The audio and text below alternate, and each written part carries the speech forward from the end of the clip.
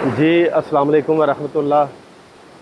मैं आपका होस्ट अब्दुल वाहद ख़ान, साथी दोस्त मोहम्मद सुहेल चुराई के साथ इस वक्त हम मौजूद हैं गाज़ी कक्का गांव सैफन के मकाम पर।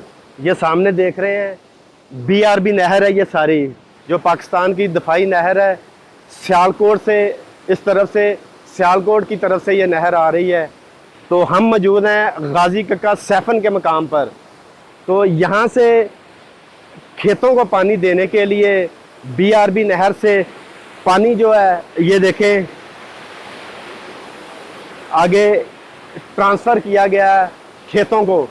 ये पानी ज़री जो ज़मीनें हैं इस एरिया की रावी के इर्द गिर्द, तो वहाँ ये पानी लगता है। तो हम थोड़ा सा ऊपर चलते हैं, ऊपर से आपको व्यू दिखाते हैं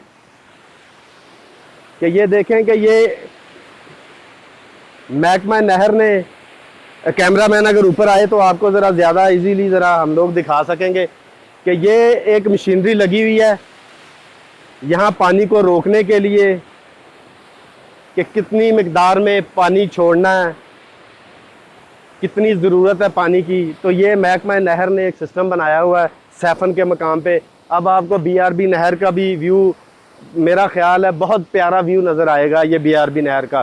कैमरामैन आपको दूसरी साइड से दिखाएगा। तो ये सियालकोट से ये जो नहर बीआरबी नहर सियालकोट की तरफ से आती है। तो आप लोगों ने